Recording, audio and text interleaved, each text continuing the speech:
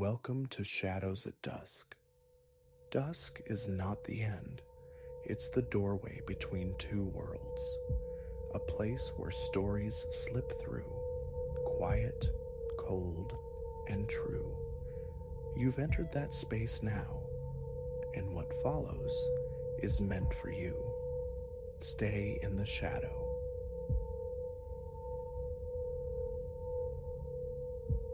A strident summons from my mobile lanced the evening's profound stillness, jolting me upright. The clock face glowed 11:42 p.m., an ungodly hour for calls, particularly in this isolated place. Unfamiliar digits swam on the screen, local prefix as a ghost in the machine. Habit screamed voicemail, yet some contrary impulse, a flicker of unease perhaps, compelled me to accept. "Silas," I answered, striving for composure, masking the nascent irritation.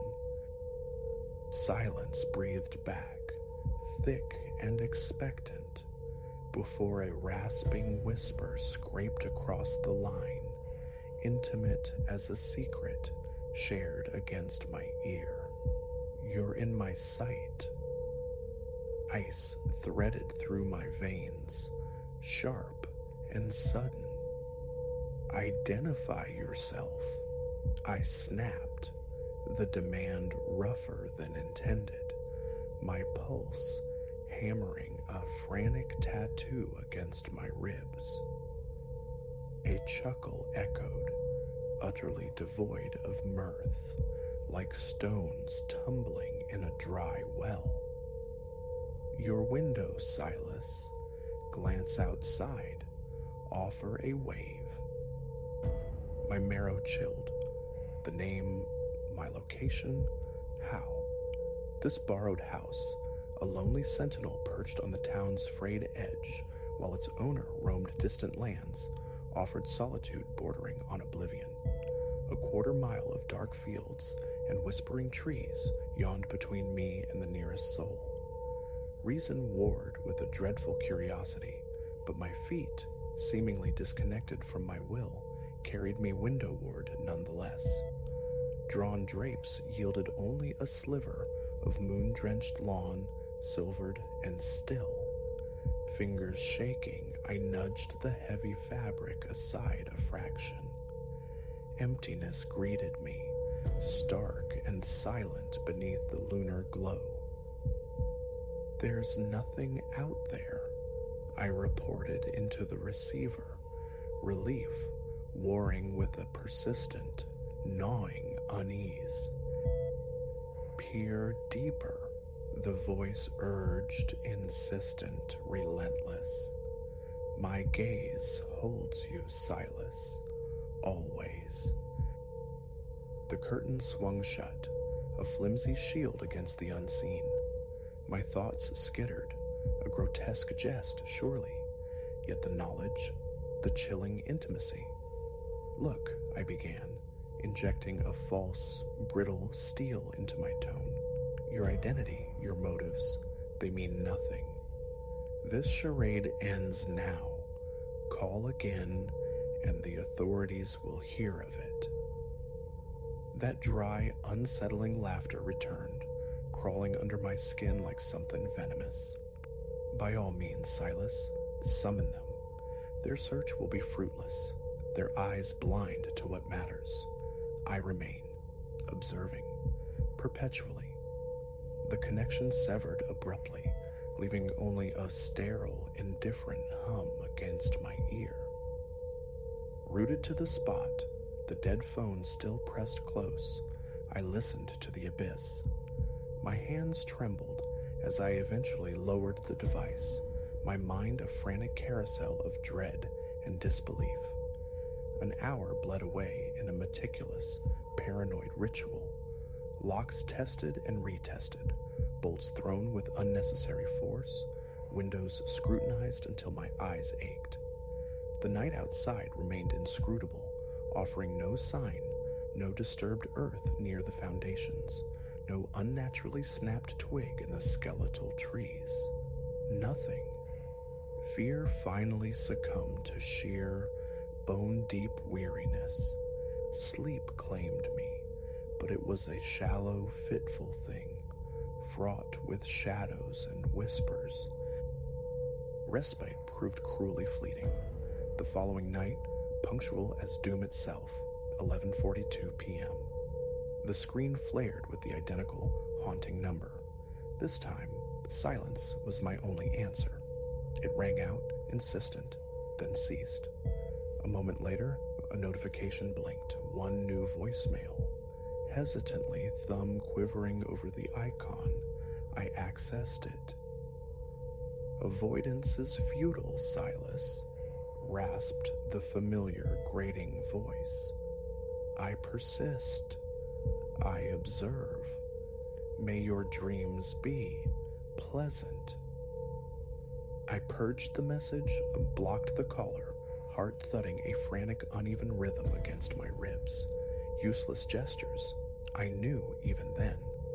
Night after night, 11:42 arrived, heralded by a new string of digits, the same disembodied presence leaching into my sanctuary. Paranoia became my constant companion, my shadow. Every creak of the old house a stealthy footfall, every flicker of light at the periphery a lurking shape. Technology offered flimsy, inadequate hope. Security cameras surveilled empty space. Motion-activated floodlights remained stubbornly dark.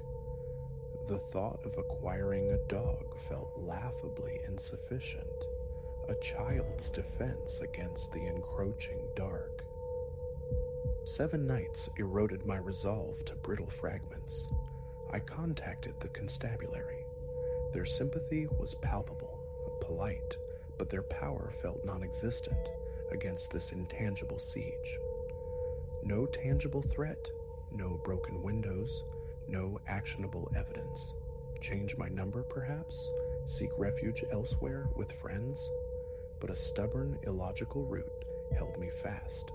A sense of duty to this borrowed space, a defiant refusal to be hounded from this sanctuary by phantom calls and unseen eyes. So I endured. The nightly ritual persisted, a slow tightening of the screw. The 10th night. It felt different, charged, the air thick with imminence. When the inevitable call arrived precise to the minute, I snatched the phone from its cradle before the second ring. "What is it you require?" The words fractured, brittle with exhaustion and accumulated dread. A silence stretched, heavier, deeper than before. Then the rasping whisper, closer somehow. "Step outside, Silas. Let us finally convene." A glacial dread seized me, locking my muscles. "Never," I stated, the word thin but meant with every fiber of my being. "No." The dry chuckle again, colder this time. "Choice is an illusion now, Silas. Emerge willingly, or I shall enter. Believe me, the former path is preferable. Disconnection, silence, absolute and profound." Indecision held me captive, a statue carved from fear. Primal urges shrieked within my skull, barricade, flee, hide. Yet a profound weariness, a desperate yearning for cessation, for any kind of resolution, gnawed deeper. Almost detached, I watched my own hand reach for the front door's lock, felt the tremor that ran up my arm as the knob turned beneath my grip. The door yielded with a soft, sighing click. Stepping onto the porch, the night air hung thick and damp, pregnant with unshed rain. My eyes strained against the gloom, scanning the familiar shapes of the yard, now rendered alien and menacing. Hello? The query escaped my lips, frail and reedy in the vast quiet, swallowed instantly by the darkness. I've come out. State your purpose. An eternity seemed to stretch in the ensuing silence, broken only by the frantic thumping in my chest. Then, detaching itself from the deepest umbra fringing the lawn, a silhouette unfolded, impossibly tall, impossibly thin. Its locomotion was disjointed, jerky, defying the natural articulation of bone and sinew. It drifted into the weak lunar wash, and my breath hitched, trapped in my throat. Not human, not remotely.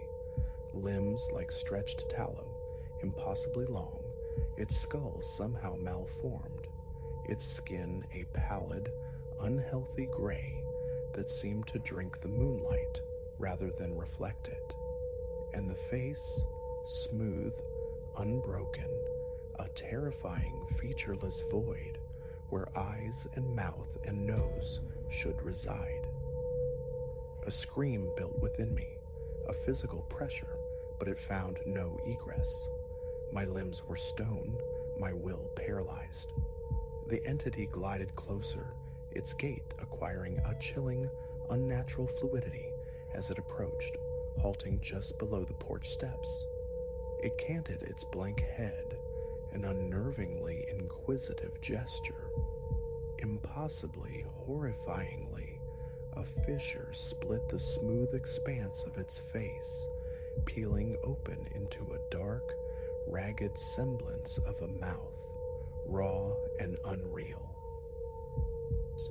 "Silas," it uttered, the voice unchanged, that same rasping scrape from the phone now emanating from the impossible orifice. "A pleasure to make your acquaintance directly." My own voice returned, a strangled whisper dredged from the depths of terror. What manner of thing are you?" The fissure widened, stretching into a grotesque mimicry of a smile.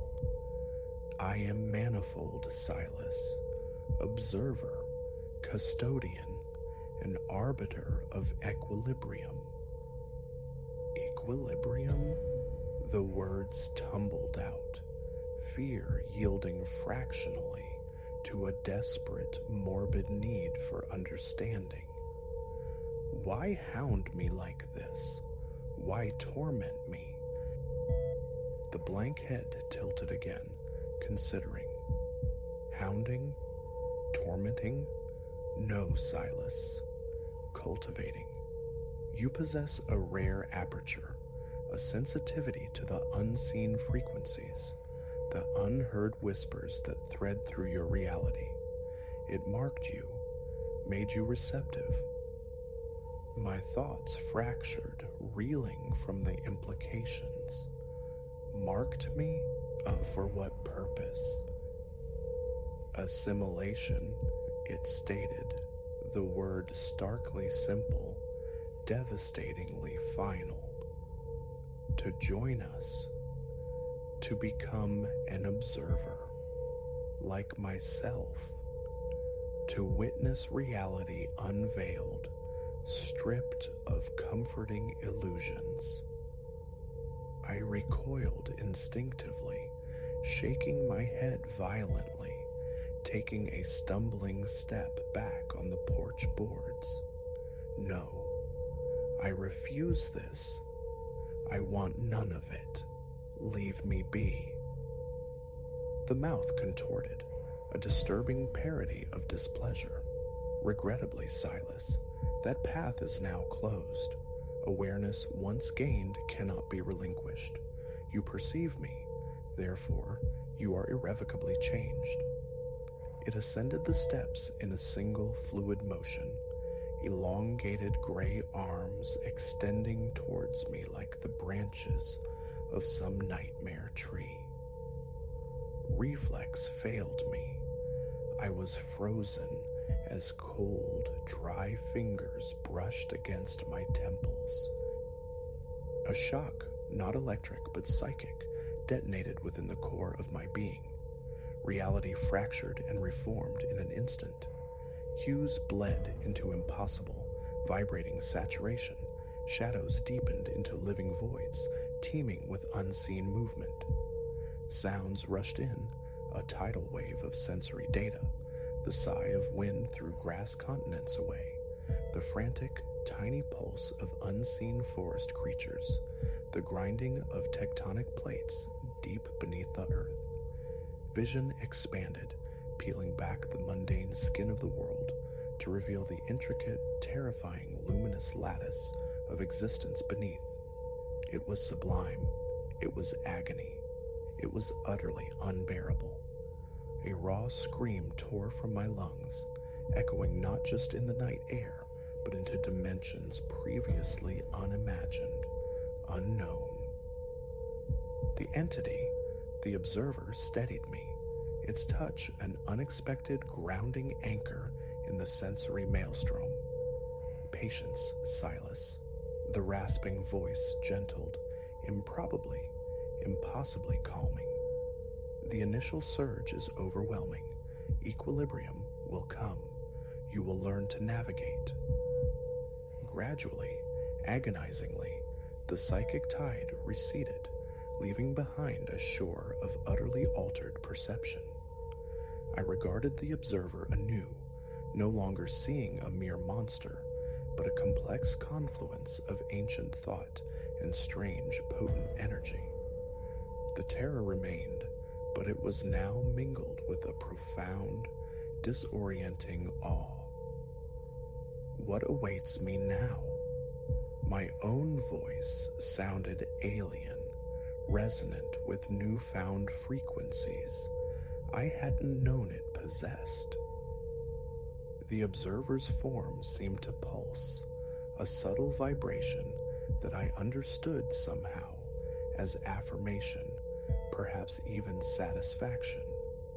Now, Silas, you acclimate, you learn, you observe, and eventually, when the time is right, you will select another. The weight of that final pronouncement settled upon me. Fear, awe, loss, anticipation, regret, wonder, a dizzying vortex of sensation and emotion.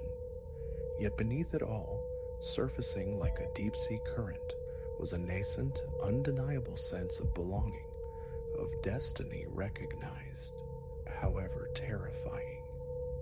I drew a breath, tasting the fundamentally altered air, seeing the interwoven threads of existence shimmer around me. I am prepared, I stated, surprised at the quiet conviction in the words. The observer inclined its featureless head, extending a long-fingered gray hand, then let the vigil commence. Taking its grasp felt like stepping off a precipice into the void. The severance from my former life, my former self, anew was absolute, instantaneous. A vast, perilous, wondrous, and utterly alien existence unfurled before my newly opened senses.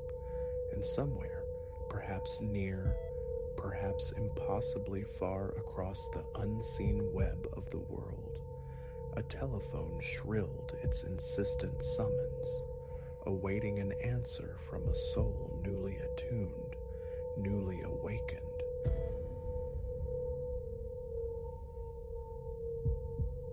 My vespertine circuits, those solitary journeys on foot, had always felt inviolable, a haven carved from the day's clamor. Or so I believed, until the familiar path began to fray at the edges of comfort. The route, a loop embracing the neighborhood's slumbering edges, inevitably led past the skeletal remains of the old Loomis mill. Long defunct, it hulked in profound silence, encircled by a decaying fence crowned with rust-wept barbs. Its windows gaped like vacant eyes, some shattered, others boarded blind. Within its walls, darkness reigned absolute. The streetlights flanking this particular stretch were asthmatic things, flickering weakly or surrendered entirely to the gloom, swallowing the pavement mere paces ahead. Yet this very obscurity, this hushed isolation, free from the jostle of others and the drone of traffic, had once been the run's chief solace, a space to unburden the mind. Until the haunting began. It started subtly one evening, a dissonant note in the familiar rhythm.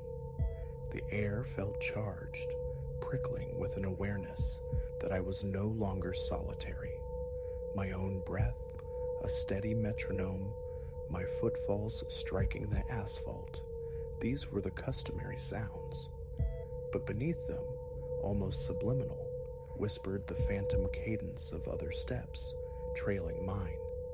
Faint, elusive, perhaps a trick of acoustics or weary nerves. Yet a visceral chill traced my spine. I fought the instinct, attributing the sound to echoes ricocheting off the derelict facade or the distant thrum of an engine blocks away. But the sensation intensified, a palpable gaze pressing between my shoulder blades. Tension coiled in my neck, my jaw set hard.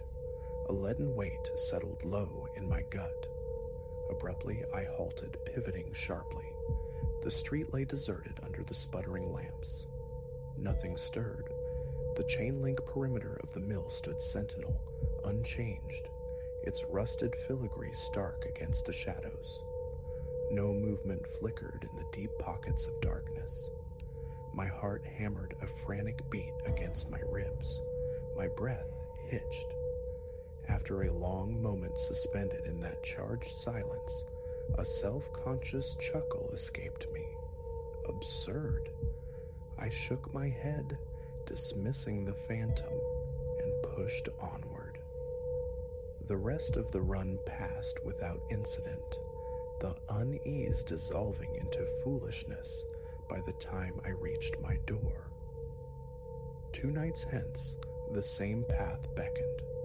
As I rounded the corner onto the mill's shadowed lane, the disquiet returned, amplified.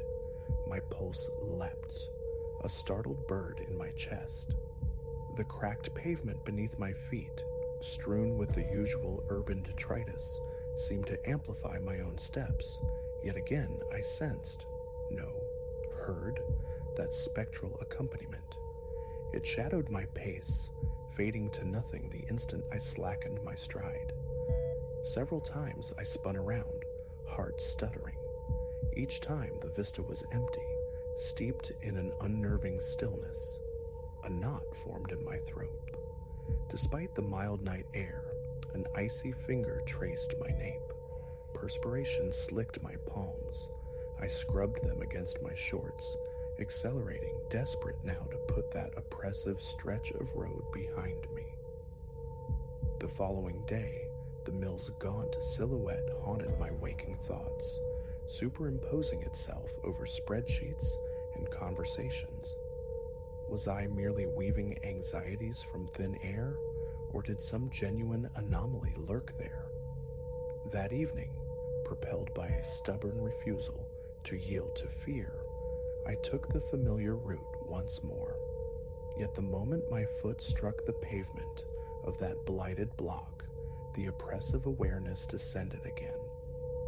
To my right, the factory bulked against the twilight sky, its high windows like vacant sockets, fractured or sealed with rough timber, walls scarred by faded tags. No glimmer of light betrayed any presence within. I pressed on, quickening my stride, my gaze sweeping constantly, nervously. The weight of unseen eyes bore down, making my limbs feel ponderous, my breathing constricted. Compulsively, I threw glances over my shoulder. Always, the street stretched empty behind me. Several more nights passed under this invisible siege, the paranoia wearing thin. Enough. I resolved to risk a closer look. Finding a low concrete block abutting the perimeter, I scrambled atop it, peering over the rusted mesh into the factory's neglected yard. I anticipated the usual tableau of decay, splintered pallets, perhaps the corroded husks of forgotten machinery. What I saw instead sent a jolt through me, a brief, sharp flare of light from within the main structure's depths, like the quick flick of a torch or a small lantern. My breath caught, chest constricting. The place was derelict, utterly abandoned. Who could possibly be inside? My pulse thundered in my ears. A raw, unplanned shout tore from my throat. "Hey!" Adrenaline surged, demanding acknowledgement, an answer to the intrusion. Instantly, the light winked out. Profound silence clamped down. No scuffling footsteps, no groaning hinges, only the thrum of my own blood. Gooseflesh pebbled my arms. My knuckles ached. I realized I was gripping the fence top with white-knuckled force. After an eternity measured in heartbeats, I dropped back to the pavement, shaken, uncertain. Slowly, I retreated, resuming my run, but my thoughts spun wildly. Whoever was in there had surely heard me. Their silence was deliberate, unnerving. The following day, seeking some anchor of normalcy, I approached Silas, a security guard whose nightly patrol encompassed a small office block nearby. I found him making his rounds, his presence a small beacon of order in the encroaching dark. Casually, I inquired about the old Loomis mill, asking if he'd noticed any activity around it lately. He regarded me with mild puzzlement. That place? Locked up tight for years, he assured me. No power, no personnel, nothing. Apparently the owners had initial struggles with trespassers, but that was ancient history, more than 10 years past. Now, fortified with boards and heavy locks, it was largely ignored. Maybe vagrants slip in now and then, he conceded with a shrug, but I haven't seen hide nor hair of anyone suspicious myself. Dead quiet over there, far as I know. I offered my thanks, retreating with a polite nod, yet his words offered no comfort. The mill didn't feel quiet, not to me. That night, I found myself hesitating at the threshold of the mill's domain. It was perhaps 9 o'clock, the air carrying a cooler edge. From a distance, I watched the hulking structure, its shattered upper windows catching faint glints of moonlight. For several minutes, I stood motionless, scrutinizing the facade. No lights flickered within, no shadows danced. A knot of apprehension tightened in my stomach, urging me to turn back. I forced my legs into motion. The run began uneventfully, the crunch of my soles on the pavement, the fleeting dart of a feral cat across the road. The factory loomed beside me, a silent monolith. And then it returned, that potent, invisible pressure, the certainty of eyes fixed on my back. I stopped dead, whirling around. Only the empty, ill-lit street met my gaze. A shaky breath escaped me. A strange, tingling awareness spread through my limbs, the body's primal readiness for fight or flight. I remained frozen for a moment, scanning every shadow, every recess. Then, propelled by a surge of adrenaline, I ran faster than intended, the factory's oppressive presence clinging to my thoughts long after I'd left it behind. A few nights later, the gnawing curiosity eclipsed my fear. I resolved to breach the perimeter, not to trespass deep within, but simply to observe the yard more closely, perhaps find a vantage point through a window. This time, I came prepared, clad in dark clothing, carrying a compact torch, moving with deliberate stealth. Around 10 under a sliver of moon, I reached the fence. The area was swallowed by darkness, seemingly deserted. I traced the rusted barrier until I found it. A section near the ground where the chain link was bent awkwardly upward, suggesting a forced entry point. Heart thudding, I crouched low and slipped through the opening, scanning the shadows, praying I was unobserved. The yard was a graveyard of industrial detritus, decaying crates, lengths of corroded metal, tenacious weeds thrusting through fissures in the pavement. The air hung thick with the scent of dust and damp decay. A breeze stirred a pile of plastic sheeting nearby, creating a faint, dry rattle. I advanced cautiously, sweeping the torch beam across the ground, searching for fresh tracks or recent disturbances. Nothing. My mouth was parched, my throat constricted. Approaching the main edifice, I found the primary entrances sealed with heavy planks.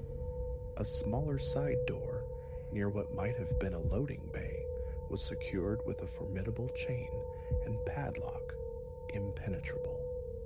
I pressed close to the boarded-up main doors, finding a narrow slit between planks. Peering through revealed only absolute blackness, accompanied by a stale exhalation of trapped air, old timber, perhaps mildew. Almost involuntarily, I breathed a question into the void. "Hello? Anyone there?"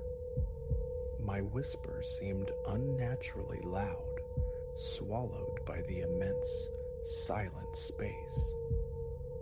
No reply came. My heart hammered against my ribs. I crept along the building's flank, seeking another access point, a ground-level breach. Near a corner, I found one, a small window, its glass long since shattered. It offered just enough space to angle my torch inside. The beam illuminated a cavernous room choked with dust-laden shelves and spectral shapes draped in sheeting, dormant machinery perhaps. My hand trembled slightly as I swept the light, half expecting a figure to coalesce from the shadows. Holding my breath, I strained to listen past the frantic pulse in my ears. Silence reigned, until a faint, intermittent scraping sound emerged from the factory's deeper recesses.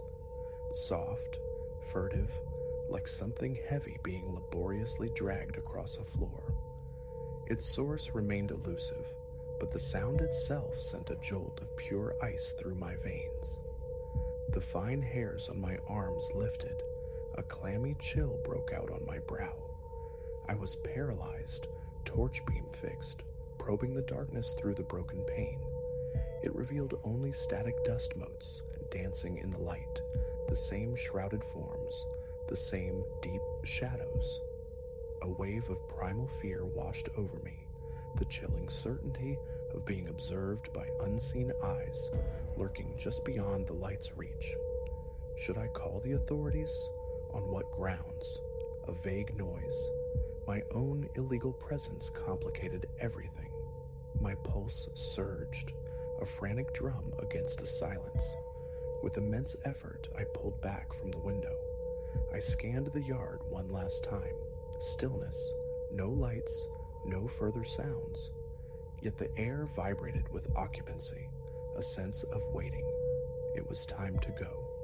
My limbs felt unsteady, my mind conjuring terrifying possibilities. I scrambled back through the fence opening, heart pounding a frantic tattoo. Keeping to the deepest shadows, I hurried away from the accursed place, breaking into a jog once I reached the relative safety of the main street, unable to shake the feeling of being watched, exposed even then. For the following week, I rerouted my runs, choosing busier, brightly lit avenues far from the mill's shadow. Yet each evening, back in the presumed safety of my home, my thoughts inevitably drifted back to that derelict structure. Was the light on tonight? Was someone moving within its decaying shell, engaged in purposes unknown? That unanswered questions festered. Eventually, morbid curiosity overcame caution. I decided to brave the old route once more, but earlier this time, around 8, hoping the lingering daylight might dispel the unease. The street, as ever, was deserted, though dusk still held the deepest darkness at bay. I ran at a measured pace, eyes fixed on the factory. No lights showed, no movement stirred behind the fence. Still, the familiar tension coiled in my chest, a cold fist clenching tight. I was perhaps midway along the block when a sharp clang shattered the quiet, the unmistakable sound of metal striking concrete, emanating from behind the factory fence. I froze, adrenaline flooding my system. Every instinct screamed retreat, yet an irresistible pull drew me back to the barrier. I peered into the yard, now bathed in the fading twilight, and then I saw it, a distinct silhouette near the small side door, the one I'd found chained. It was undeniably human, crouched low.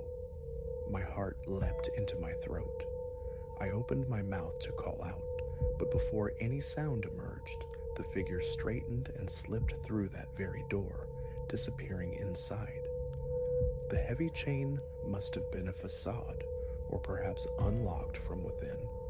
The figure vanished with unnerving speed, leaving the yard utterly still once more.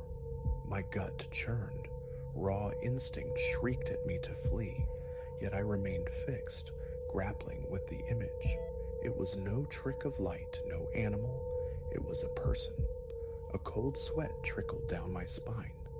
After a long, paralyzed moment, I backed away slowly, deliberately avoiding any action that might draw notice. Confrontation was the last thing I desired. Turning, I resumed my run, my legs heavy, unresponsive. I cast repeated glances backward until the looming shape of the factory finally receded from view. That glimpse was the final straw. I haven't ventured near the yard since. I force myself now onto safer, more populated paths, telling myself it's prudence, not cowardice. Yet the urge sometimes flickers, a perverse desire to swing by, to see if the light returns, if the silhouette reappears. The memory persists, the fugitive gleam, the scraping sound from the void, the fleeting human shape swallowed by the shadows. Something resides within those walls, something that covets secrecy. Unraveling its nature feels beyond my scope, beyond my courage. I haven't alerted anyone official. A sliver of guilt remains. What if something nefarious is happening? But it's overshadowed by the visceral dread that clutches me even thinking about that place. So my runs now trace different contours through the city, streets vibrant with traffic, pedestrians, illuminated corners. The occasional prickle of unease still visits, a fleeting glance over the shoulder, but it lacks the suffocating weight I felt on that desolate lane beside the old Loomis mill. The images remain indelible, the lack of resolution a constant hum beneath the surface. Should anyone else feel drawn to its decaying allure, I hope they possess stronger nerves than I. That oppressive tension, that sense of violation, it lingers. Perhaps the place is sealed for reasons known only to its owners, or perhaps it's merely a convenient shell for clandestine activities. Whatever truth hides within its crumbling brick, my inquiry is over. My evening runs are meant for mental clarity, an escape, not a descent into fear about what secrets an abandoned building might hold. Sometimes, driving past in the full light of day, the mill appears merely derelict, a harmless relic stripped of its nighttime menace. But I know better. Darkness transforms it, awakens something within. And though I possess no tangible proof of crime or phantom, my intuition screams certainty. A presence dwells there. That gut feeling, repeated and undeniable, is why my feet will never tread that haunted pavement again.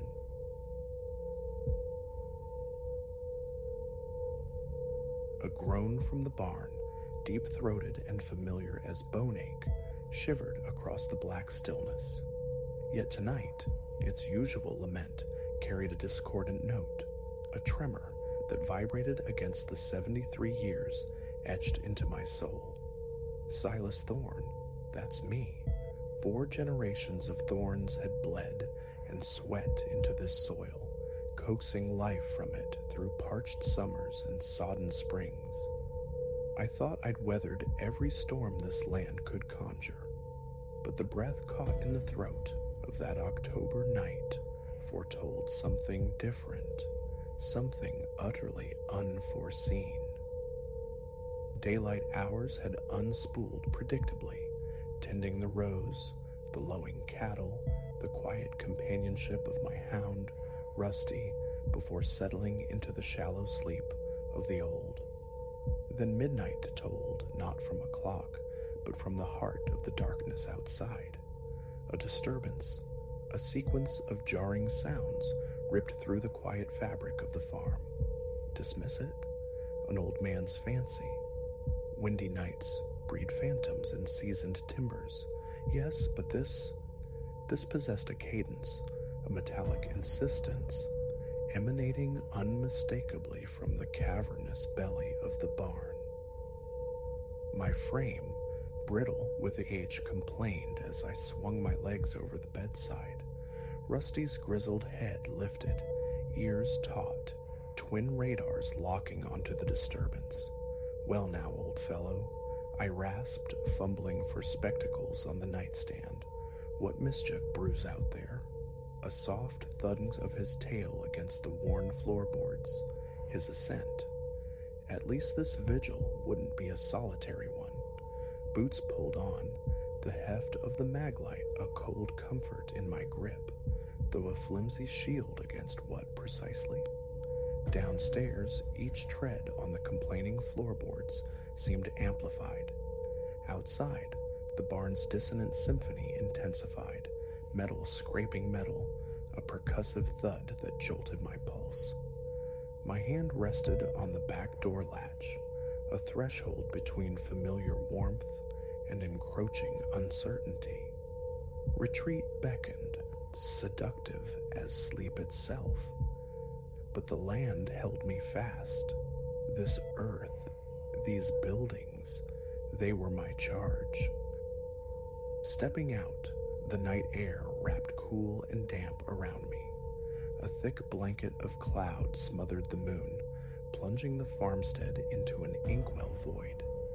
My flashlight carved a hesitant tunnel through the gloom, illuminating swirling dust motes like lost souls. Beside me, Rusty emitted a low growl, a vibration deep in his chest, the hackles along his spine ridged. "Steady now, boy," I murmured, my own heart a frantic drum against my ribs. Then, abruptly as it began, the clamor ceased. Silence descended, heavy and charged, pregnant with unspoken threats. The world seemed to pause, listening. My hand, betraying me with a slight tremor, found the rough wood of the great barn door. A breath drawn deep, held, then expelled as I heaved it open. The scent of the barn, that old comforting fusion of dry hay, livestock, and earth, enveloped me. But tonight, an alien undercurrent tainted the air, sharp and unsettling. The flashlight's beam swung, painting familiar shapes, stalls, harnesses, the settled dust of ages, orderly, except, no. The ancient Massey Ferguson, my iron workhorse, stood askew, dragged from its customary repose. Tools lay scattered beneath it, like dropped weapons, their metal surfaces catching the light. Who's in here? My voice, thin and uncertain, vanished into the vast, shadowed rafters. Silence answered, yet I sensed movement, a furtive rustle from the barn's deep recesses. Rusty whined, a low, anxious sound, pressing close against my leg. My light caught them then, impressions in the dirt floor, not my worn boot prints.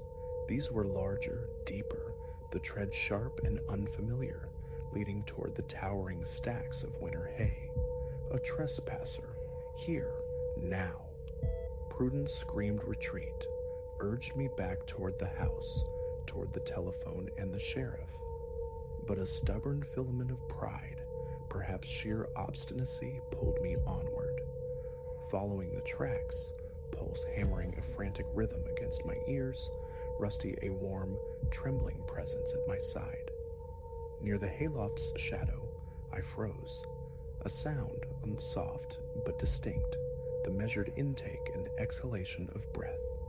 Someone huddled there, concealed in the darkness behind the bales. Pinning the flashlight beam onto the towering wall of hay, I held my ground.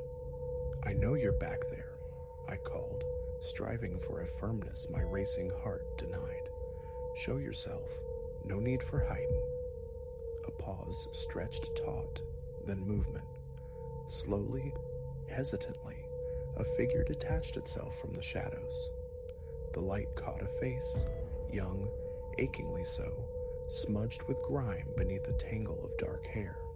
His clothes hung loosely on a spare frame, tattered witnesses to hardship. He flinched from the beam, raising a hand like a shield. "Please," the voice was a parched whisper. "Didn't mean no harm, just needed somewhere dry. Didn't touch nothing." I eased the flashlight down, the stark beam softening, gaunt, eyes wide with a hunted look that spoke volumes of desperation. My initial alarm began to curdle into something akin to pity. "What do they call you, son?" I asked, the gruffness gentler now. "Leo," he answered, poised for flight, muscles coiled tight. I nodded slowly, the gears of judgment grinding against the pull of empathy. He wasn't the first soul seeking refuge this old barn had sheltered over the decades, though it had been a long while. Rough winds blew across the world these days. "You hungry, Leo?" A flicker of hesitation, then a minute, almost imperceptible nod. A weariness settled deep in my bones. "All right then, up to the house with you. Kitchen's warm. We'll find you some supper, hear your story." Leo's eyes flared wide, disbelief warring with caution. "You ain't the law?" "Not yet," I replied, turning toward the door.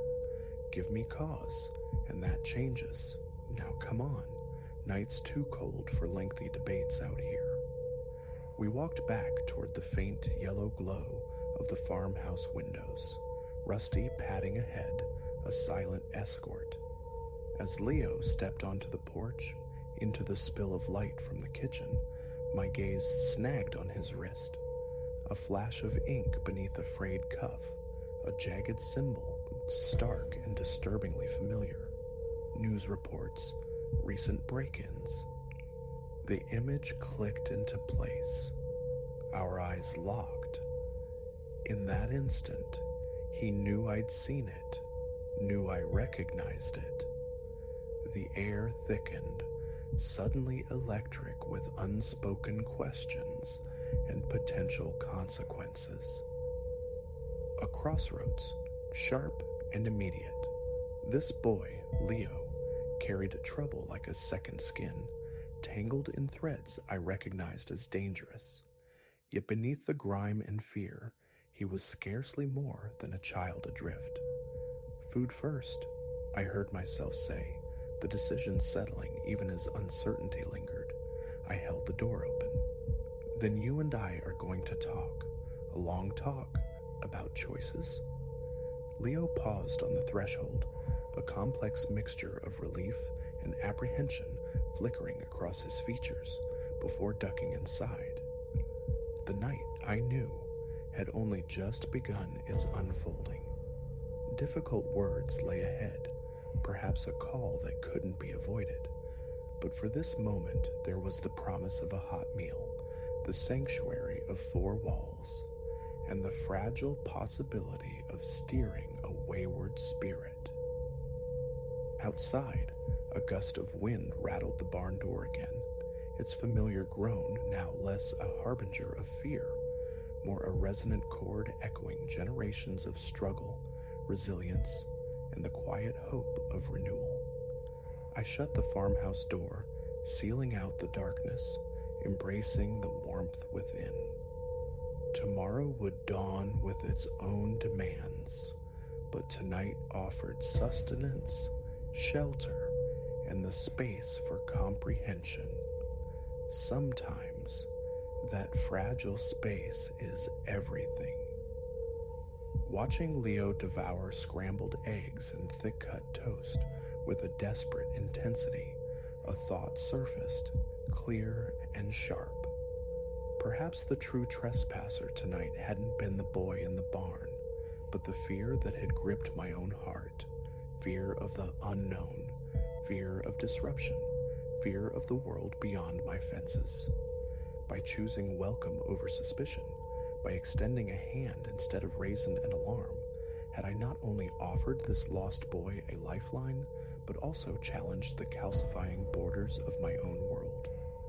Suddenly, this old farm felt less like a solitary bastion against the encroaching shadows, and more like a flickering lamp, however small, in the gloom. Rusty settled by the hearth, his steady gaze fixed on our guest.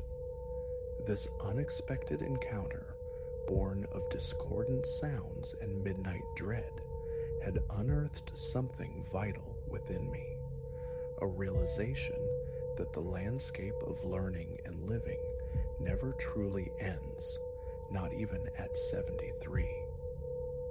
As the first pale fingers of dawn touched the eastern hills, I refilled my mug. The coffee was strong, bracing me for the difficult conversation ahead.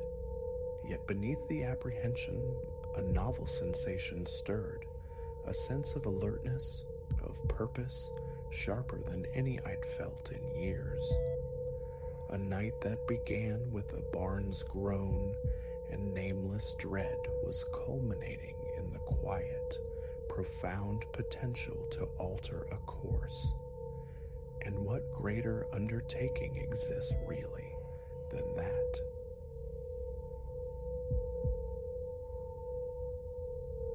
The engine's drone died, leaving a silence thick with the salt air that clung to the small coastal hostelry. Hours folded into the stiffness seizing my legs. Bleached white, the building wore its chipped paint like old scars, a single wooden shingle near the door whispering its name to the wind. Grand designs were absent from my thoughts. I craved only a room, oblivion in a waiting bed, perhaps sustenance, then the unbroken dark of a long sleep. That simple trinity was the extent of my ambition. A short ascent of steps brought me through the entrance. Within, the air hung heavy, steeped in the ghosts of salted fish and the dry breath of aged furniture. Behind a narrow counter stood the proprietor, a man whose face suggested 50 years, etched by sea and indifference. His short-sleeved shirt and worn trousers spoke of routine, not welcome. No smile softened his features.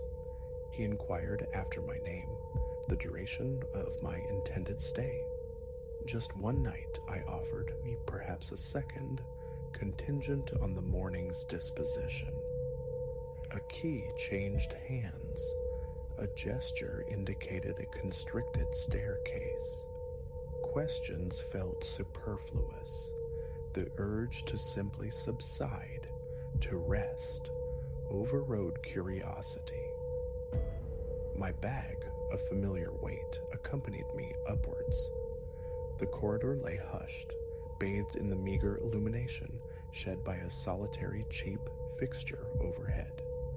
My room occupied the corridor's terminus. Inside, a bed, a diminutive table supporting a lone chair, a thin drape veiling the window, and beyond a plain wooden door, a cramped bathroom. The linens, though laundered, bore the thinness of long use. Floorboards groaned their protest beneath my tread. Depositing the bag beside the bed, I nudged the window open a fraction. A slate-gray sky pressed down. Beyond a brief ribbon of sand lay jagged rocks, perpetually washed by the ocean's ceaseless murmur. Distant fishing vessels, skeletal against the horizon, were the sole signs of human endeavor. The beach itself stretched vacant, untouched. Closing the window, I surrendered to the bed's embrace. Sleep beckoned instantly, yet an insistent hollowness in my gut drew me back to my feet, back downstairs. The proprietor directed me, with another minimal gesture, towards a small alcove adjacent to the lobby, designated for dining. He presented a plate, a fillet of fish, flanked by boiled potatoes. The fish, tasted, offered sustenance but little pleasure, bland, yet undeniably fresh. He retreated, leaving me to the solitude of my meal. Water washed down the simple fare. Afterwards, the ascent again, the hallway steeped in silence. My door waited at the far end. The lock clicked shut, the light extinguished. Outside, the ocean's rhythmic sigh persisted, a constant, indifferent lullaby. Weariness finally claimed me. My eyes fell closed. Hours later, darkness reigned absolute. No glance at a watch was needed.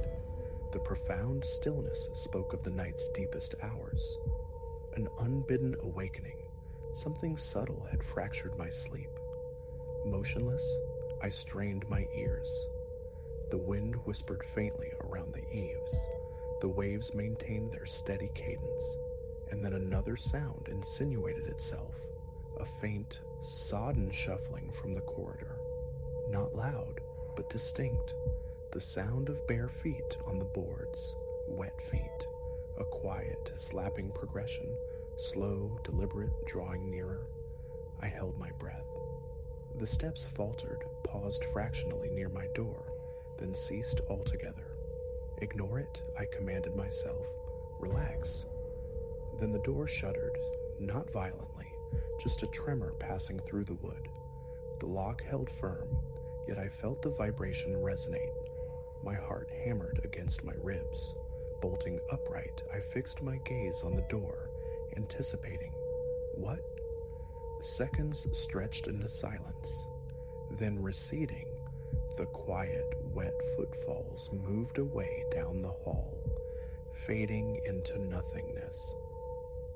Slipping from the bed, I pressed my ear to the cool wood. Silence. Turning the lock, I eased the door open a mere sliver.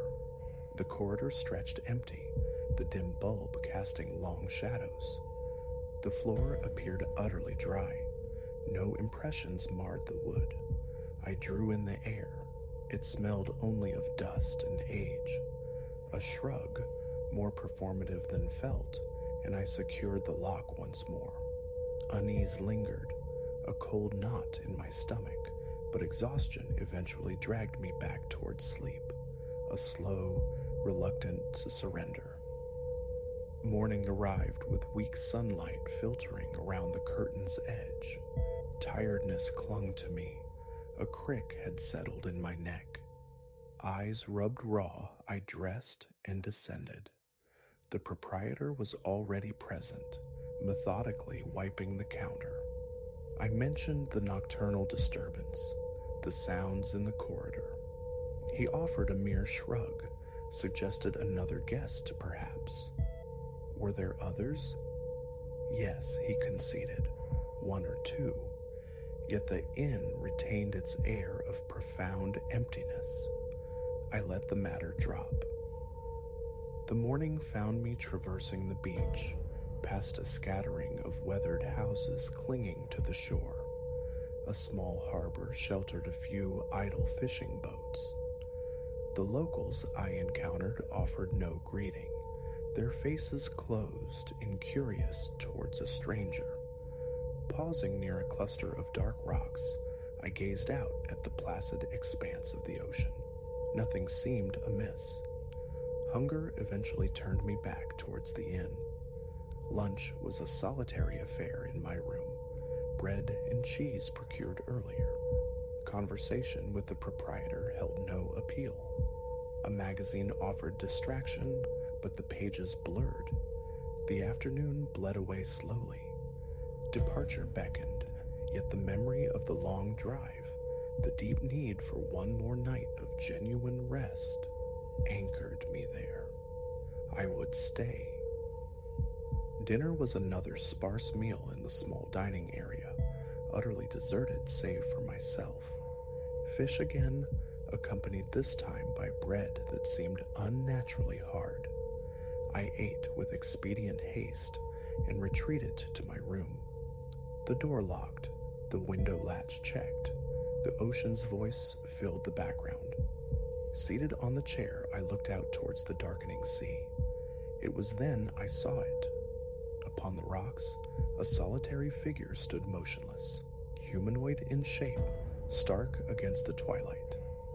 Clothed, perhaps in something too fine, too close-fitting to discern at this distance, or perhaps not at all. It faced my window squarely.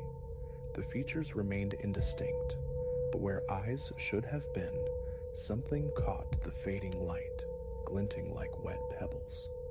The tide was low, leaving the rocks slick and gleaming. Stillness radiated from the form. I watched, mesmerized for a long count, attention coiling in my neck, my scalp prickling with cold.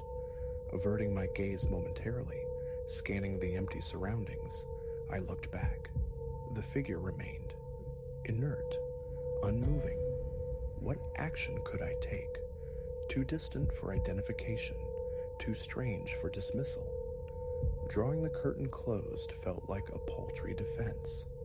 The floorboards groaned under my restless pacing. A profound disquiet settled, heavy in my gut. Sleep seemed the only escape. Perhaps profound fatigue would grant me passage through the night, undisturbed. Sleep that night was a shallow, fragile thing. After midnight, consciousness returned abruptly. The room lay silent, save for the ocean's tireless breathing. Then they returned, the wet steps in the corridor. Heavier this time, more deliberate. I sat bolt upright, listening intently as they approached. Closer, stopping directly outside my door. The knob turned, rattled once, twice, a pause, and then the door itself trembled, a definite pressure against the lock. Scrambling out of bed, I reached the door, my hand closing over the knob. The wood vibrated beneath my palm, a faint but insistent pushing, someone testing the barrier without committing full force. Who is there? My voice sounded thin in the silence. No reply, only the continued steady pressure. I waited, breath held captive in my chest. Then the rattling ceased. The pressure vanished. The sodden steps retreated, fading once more down the hallway's length. Unlocking the door, I flung it open, scanning left and right. Empty. The corridor lay undisturbed. No footprints, no trace of moisture. Nothing.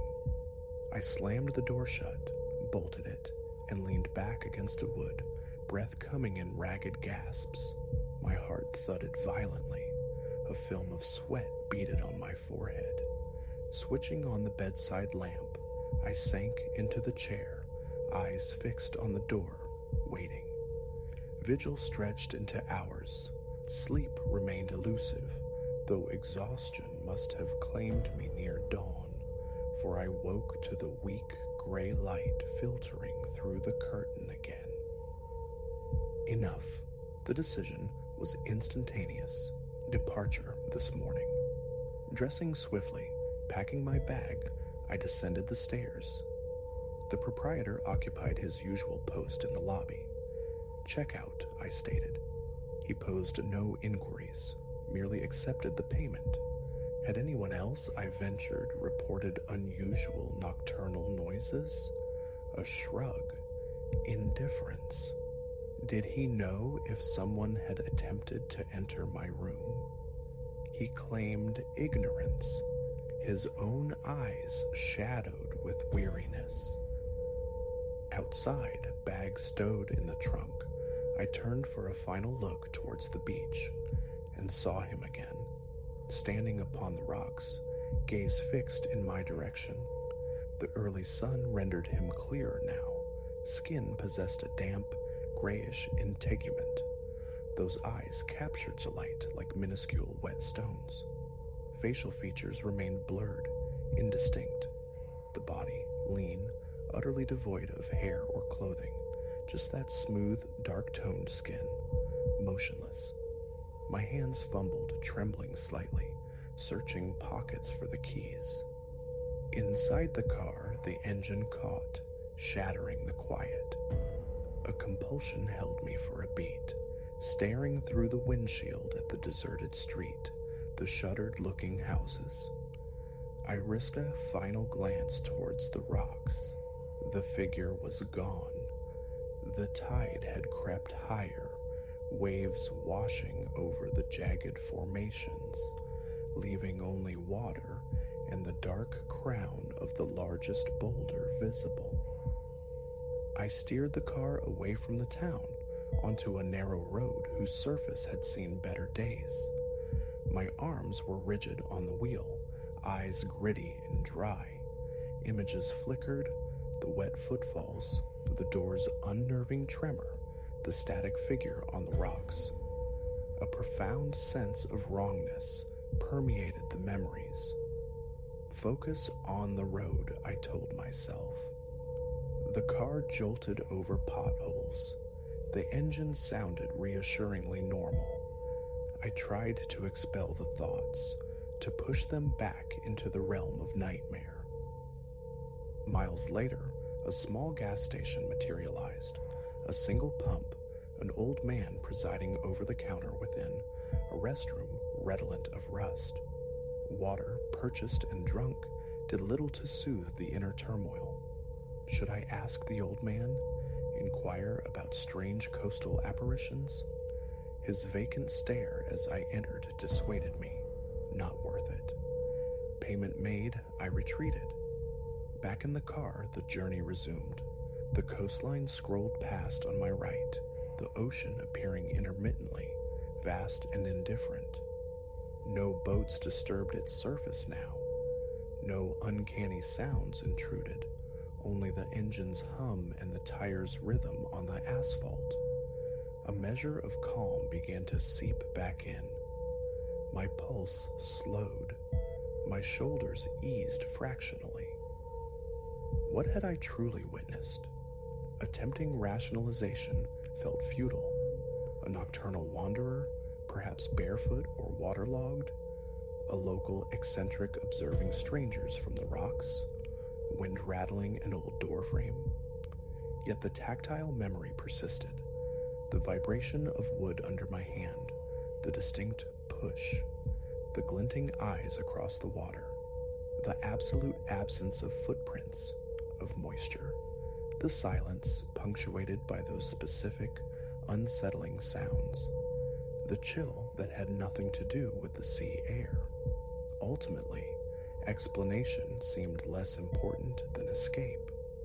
Distance was the only remedy, towards a larger town, towards thicker walls and brighter lights, towards forgetting the silhouette of that form, the cadence of those steps, the sudden terrifying animation of my door in the dead of night.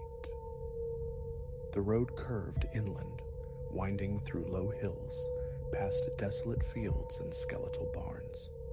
My gaze remained fixed ahead. What lay behind held no further interest. The sky brightened, the sun asserting its warmth. The briny scent of the sea gradually faded. Another stop, this time a roadside diner. Coffee, a sandwich, anonymity amidst the low murmur of other patrons. My hands, I noted, were steadier. My mind, though weary, felt less besieged. I was moving away. Back on the road, the afternoon waned. Traffic increased. Towns flickered past, populated by people absorbed in their routines, oblivious to my passage. This normalcy was a balm. Fuel sufficient, I pressed on. The events of the inn remained lodged in my thoughts, sharp-edged and unwelcome, but the urge to articulate them had vanished. To whom, and what would I say? That I heard inexplicable footsteps, saw a bizarre figure lacking discernible features. That my locked door shook in the night, yet investigation revealed nothing. The experience felt intensely private, hermetically sealed. It was concluded. I was elsewhere. That presence remained tethered to that forsaken stretch of coast.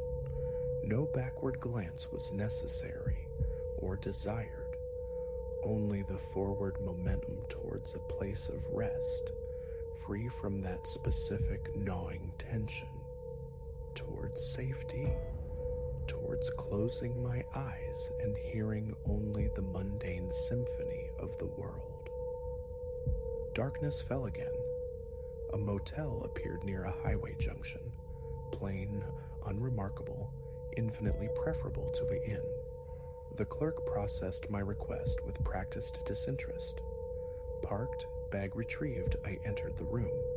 It smelled of dust and faint disinfectant, harmlessly impersonal. Lock secured, lights blazing, I sat on the edge of the bed and listened, critically, intently. No dripping water, no footsteps, wet or otherwise, no vibrations through the door. A long, slow exhalation, eyes closed, sleep. The desire was overwhelming. Forget. Lie down. Extinguish the light. Wait. Nothing stirred. Awake for a time, deliberately testing the silence, I heard only the distant rush of highway traffic, the muffled drone of a faraway television, indistinct voices from another room. Normal sounds. Pulling the blanket higher, I consciously willed my shoulders to relax. My heart rate subsided to a steady, quiet rhythm. Eventually, sleep came.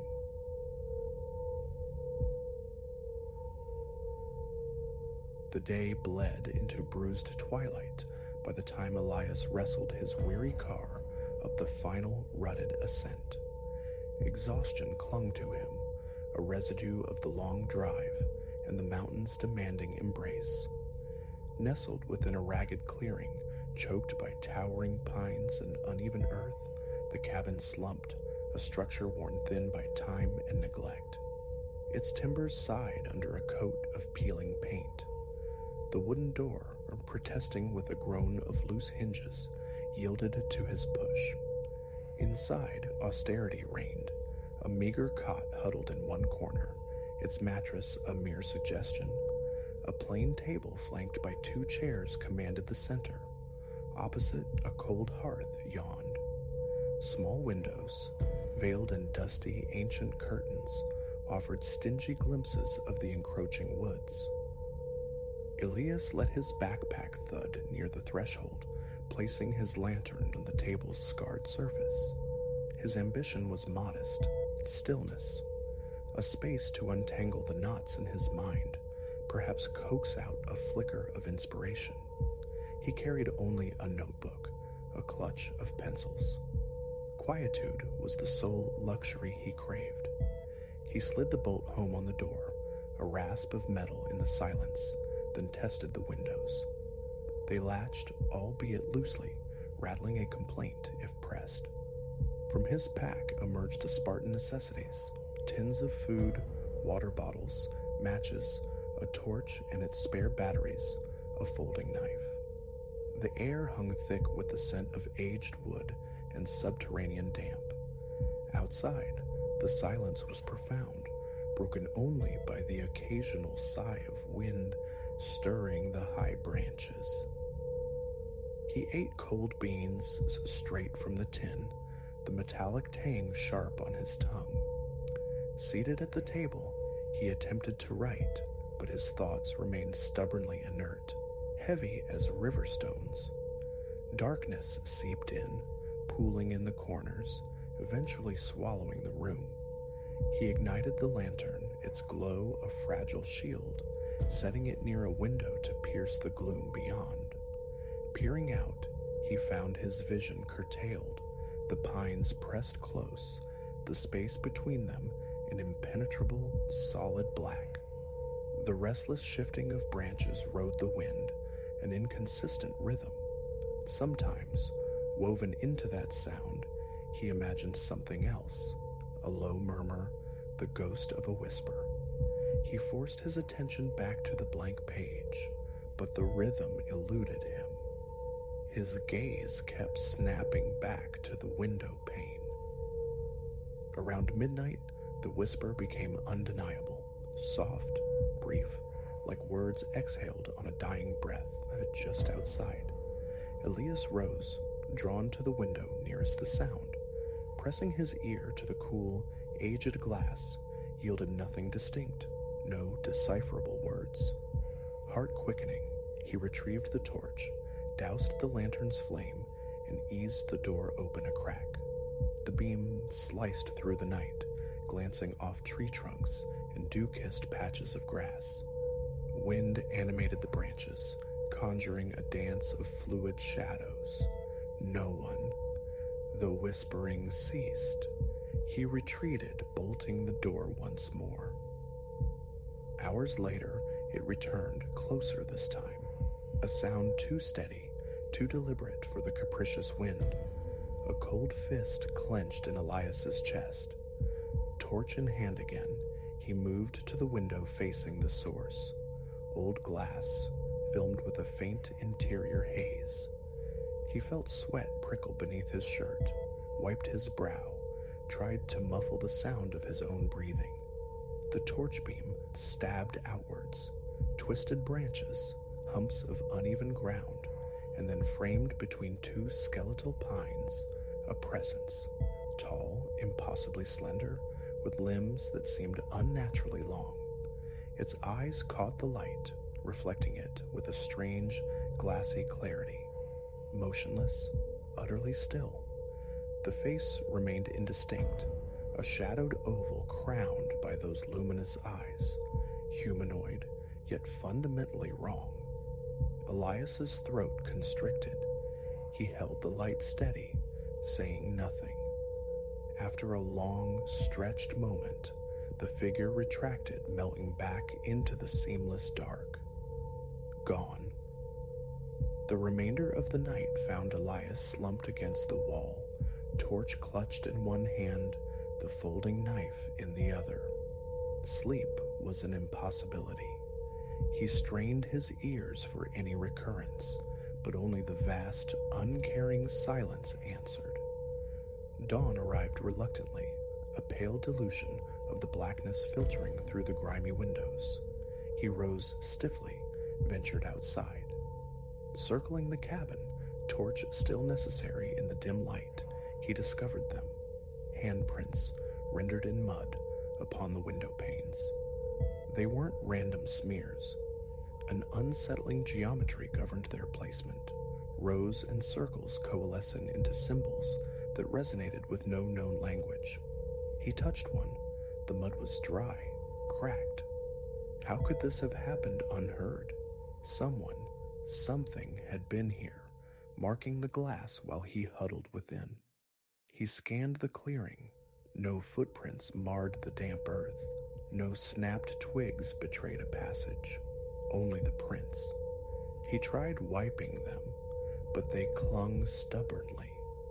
A wet rag and vigorous scrubbing were required, and even then faint, ghostly stains remained. Through the long day that followed, Elias wrestled with his fear, attempting to rationalize. A local prankster, perhaps? He urged himself to ignore it, to reclaim his purpose, to write, but the words wouldn't come. His attention remained tethered to the windows, his gaze perpetually scanning the tree line. The thought of leaving warred with the miles already traveled, the desire not to be so easily deterred. He resolved to endure one more night. Perhaps confrontation was possible. Before the sun dipped below the jagged horizon, he gathered heavy stones, piling them near the door like crude fortifications. Windows were shut tight, latches secured. The door bolt was tested, then tested again. Hunger gnawed, but his stomach felt tight as a drum.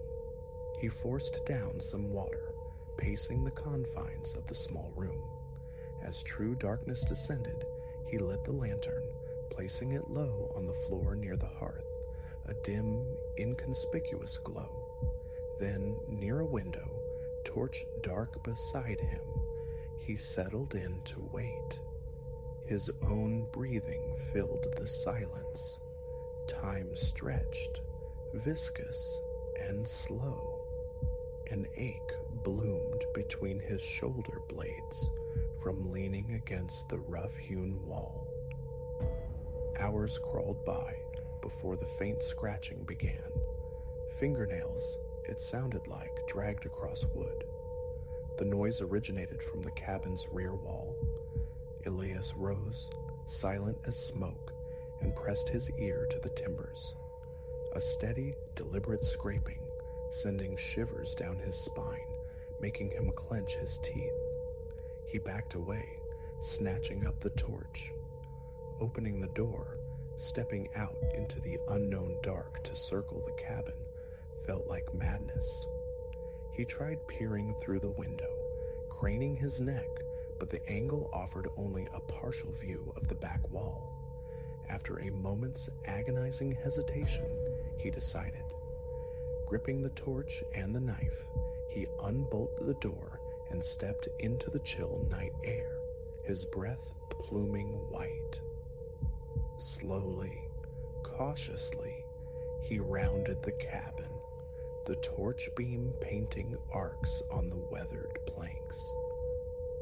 Reaching the back, he saw them, fresh scratch marks scoring the wood, not deep, but undeniable, the raw wood showing pale beneath thin, flaked edges. He swung the torch beam towards the trees. There it stood, perhaps 10 feet distant, near the clearing's edge. The eyes flared, catching the light. He saw it more clearly now, the pallid, almost luminous skin, the impossibly long, thin arms. No clothes were visible, though the profound darkness obscured details. It simply stood, observing. Elias raised the knife, his voice emerging hoarse, strained. "Who are you? What is it you want?" Silence answered him. The figure offered no sound, no reaction, before turning fluidly and stepping behind the broad trunk of a pine. Elias lurched forward, playing the light around the tree. Nothing. No rustle of departure, no receding footsteps. He swept the beam frantically across the undergrowth. Emptiness, branches, and shadows. Retreating backward, knife still held defensively, he regained the cabin's dubious sanctuary, slammed the bolt, and shoved the heavy table against the door. The rest of the night bled away incrementally. The scratching resumed after a time, now migrating to a different wall. He didn't venture out again. He remained standing, torch beam off to conserve power, knife a cold weight in his hand, simply waiting. The scraping sounds waxed and waned, sometimes circling, sometimes concentrating. Intermittently, the whispering returned, a sibilant murmur just beyond the wood, words lost to the wind or perhaps never formed. His heart hammered a frantic rhythm against his ribs. Sweat slicked his forehead. The cabin felt like a cage, shrinking around him. He yearned to flee, to plunge into the forest, but the darkness and unknown terrain held their own terrors. Getting lost out there seemed a certainty. He would wait for morning. As the first tentative hints of dawn painted the sky gray, the sounds ceased abruptly. He waited another hour, muscles screaming from tension, before cautiously removing the table and opening the door. The clearing lay empty, washed in the flat, pre-dawn light. He circled the cabin again. More scratch marks scarred 3 walls, some deeper now, gouged into the wood. One plank bore a visible crack. He touched its rough edges, relieved it had held.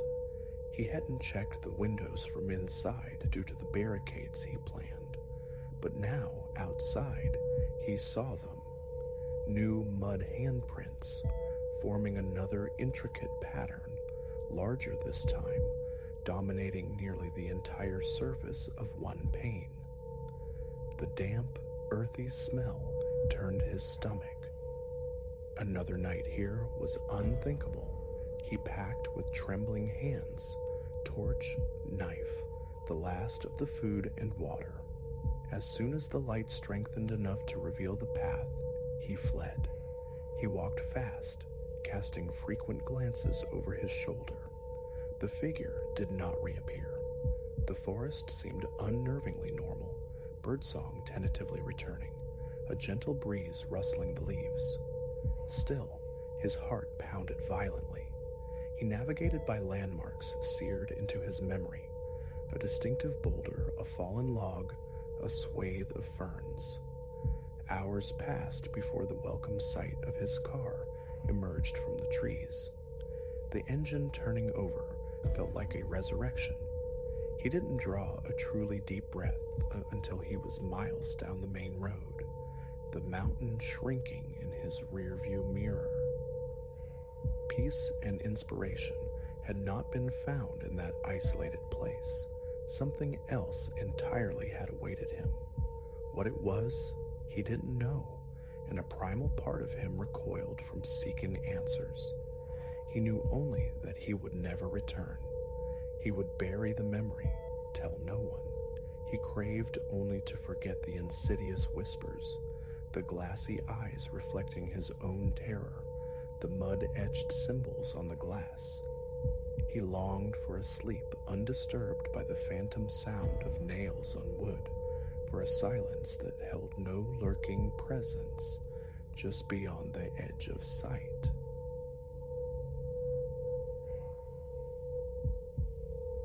That first glimpse remains indelible, a corridor unfurling into dream, infinite. My eyes, though wide, registered no terminus, only an incomprehensible expanse. Just myself, this gallery walled by looking glasses, and a burgeoning certainty that something was profoundly amiss. A trespasser in an impossible place, with no retreat visible, the sensation clamped around my ribs instantly. My heart began a frantic drumming, a pulse I could almost hear thrumming against my eardrums. Each visitation to this dreamscape brings the same visceral clench of fear. For weeks now, This phantom passage has claimed my sleep. The overture is unchanging. I materialize mid-hallway, a long stretch flanked by towering, frameless panes of glass that soar from the floor to a ceiling impossibly high, architecturally unsound. Cold seeps through the soles of my feet from the floor beneath, a seamless, unbroken surface like polished obsidian, offering a murky, distorted echo of my form, unlike the stark clarity of the walls. Illumination bleeds from above, sourceless, a flat white radiance bathing everything in a light that reveals all yet feels dim, lifeless. Instinctively, I seek my own image. There I am, feature for feature, yet alien. A strangeness haunts the reflected face, something discordant in the eye's depth or the grim set of the mouth. A tension I don't consciously hold. I lift my arms. The simulacrum obeys in perfect time. For a heartbeat, normalcy seems possible. Then the discrepancy, a blink, mine first, the reflections following a bare, chilling fraction of a second later. The mimicry falters. My equilibrium pitches, stomach tightening, breath catching.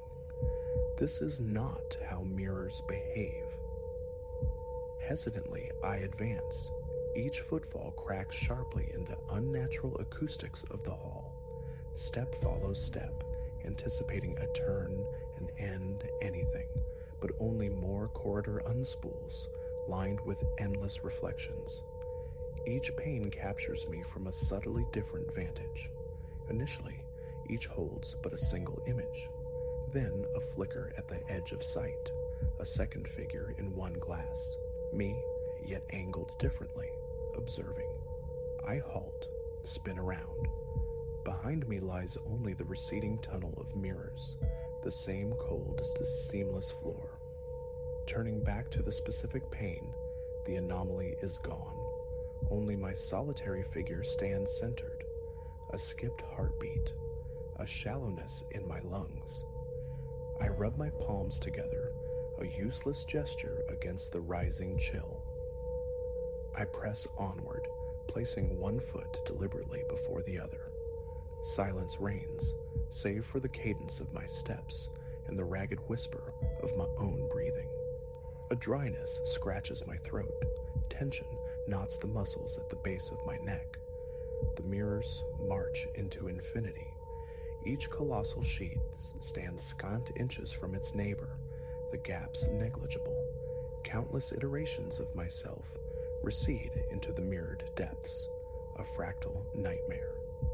Usually, such reflections create an illusion, but this feels terrifyingly substantial, each copy possessed of a latent presence. The fine hairs on my neck prickle. My palms grow damp. I stare fixedly ahead, searching desperately for a seam, a handle, any signifier of egress. Nothing. No interruption in the relentless glass. Peering closer, I see no wall behind them. They seem freestanding, rooted impossibly in the floor. My fingers graze one surface, a smooth, frigid, unnervingly clear, as if permeable. I test it, pressing gently, solid, unyielding. Yet a strange vibration hums into my fingertips. Abruptly, in a mirror to my left, my reflection raises its arm, palm out, a gesture of halt. My own arms hang limp at my sides. I freeze, motion suspended. My heart hammers against my ribs with painful force. The reflected arm stays aloft, its gaze locked onto mine. A faint, dry scraping sound begins, emanating from the mirror, fingernails tracing the inner surface of the glass. I watch, transfixed, as faint etches appear on the other side. I recoil, but the reflection maintains its pose, its stare unwavering. Sweat traces a cold path down my temple. My breathing grows labored. I risk a glance to the right. That reflection, too, is aberrant. It grins, a wide, unsettling curve of the lips, revealing a sliver of teeth, while my own face remains taut with fear. Its hands are splayed against the glass from within, its weight shifting as if testing the barrier, poised to emerge. Questions swarm, unanswered. How can these images act with such disquieting autonomy? My skin feels icy, fingers tingling. The urge to flee becomes overwhelming. I retreat, stumbling backward, trying to keep the rogue reflections in sight. My footsteps echo louder now, the corridor seeming to constrict. A glance over my shoulder confirms the horrifying symmetry. More mirrors, more echoes of myself. Some remain faithful mimics, others deviate unsettlingly. One cocks its head, studying me with unnerving intensity. Another's eyes narrow, appraising. The vice tightens on my chest. A full breath is impossible. Shouting seems futile. Who would hear in this desolate expanse? Swallowing is difficult. A dry click in my throat, leaving a bitter residue on my tongue. Forward again, the only direction offered. Each step lands heavier, legs dragging as if through unseen mire. Find a way out, my mind screams. I scan the mirrors compulsively. Many show me as I am, rigid, tense. Others engage in silent pantomime. Some wave languidly. Some knock soft, dull thuds against the glass, as if seeking passage. The sounds accelerate my pace. I break into a jog, feet slapping the polished floor, the echoes multiplying. Breath tears through my throat in ragged gasps. My arms pump, sweat blooming beneath my clothes. Ahead, a variation in the relentless geometry. A corner, perhaps? Hope surges, fragile but fierce. I push harder, running now. Closer, the hope curdles. It's merely another segment of the hall, angling sharply left. Rounding the bend reveals only the familiar, chilling vista. Mirror upon mirror, reflection upon reflection, exitless. A fresh wave of panic washes through my gut. My jaw clenches, fists tightening. The air here tastes metallic, cold. My breath momentarily fogs the nearest pane. I approach one mirror, pressing my palm flat against it. This time, the glass feels faintly warm. My reflection's hand meets mine, initially a perfect imitation. Then, its fingers tap against the glass from the other side. Tap, tap, tap, audible, distinct. I snatch my hand back as if burned, stumbling. The reflection's lips part, curling slowly into a sly, knowing grin. No sound escapes it, but its eyes track my every movement. My own breathing fills the void, harsh and uneven. The urge to run returns, warring with a profound exhaustion born of ceaseless tension.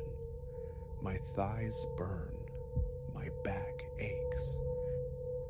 Keeping my distance now, I walk the center line of the passage, gaze fixed forward, attempting to disregard the peripheral flickers of independent motion. The reflections are a dissonant chorus. Arms lift, heads turn, faces press intimately against the glass. The scraping sound resumes louder now, more insistent. A ringing fills my ears. The corridor feels suffocatingly narrow, a trap closing in. My fingers are numb, my thoughts fixated on the terrifying possibility of the glass yielding, of these others breaking free. At some point, the reflection directly before me performs an act that halts me utterly. It leans forward, pressing its forehead slowly against the mirror. Its eyes roll back into its head, breath coming in heavy, visible puffs that cloud the glass from within. My heart slams against my ribs like a trapped bird. The proximity allows me to see details, its skin paler than mine, its eyes threaded with blood. Tremors rack my body. My arms feel leaden. As I instinctively edge backward, the reflection in the pane to my left reaches out, fingers splayed, beckoning. I spin, desperate for an escape route, finding only more mirrors, more twisting perspectives. I run again, ignoring the screaming protest of my muscles. Sprinting blindly past pain after pain, the scraping sounds pursuing me like whispers. Glimpses of wild eyes, clenched teeth, distorted faces flash in my periphery. My breath comes in painful sobs, sweat blinding me. I want to scream, but my throat constricts, trapping the sound, fearing it might provoke something worse. The corridor stretches infinitely. Distance means nothing here. There is always more. The reflections grow bolder, more aggressive. Some pound the glass with closed fists. Others mash their faces against it, features distorting grotesquely under the pressure. I fear the glass will shatter. Nausea churns within me. My head feels light, detached. This must be a dream. The thought flickers, yet offers no comfort against the overwhelming sensory reality. My heart aches from the exertion, temples pounding. The air grows thick, unbreathable. I wipe my face on my sleeve, finding it already soaked. My legs are cement, but stopping feels more dangerous than continuing. Terror propels me, terror of them breaking through. Eventually spent, I slow again. Sprinting is no longer possible. I double over, hands braced on my knees, fighting for air. My lungs burn, my shirt clings, cold and wet. For a moment, silence, as but for my own ragged panting.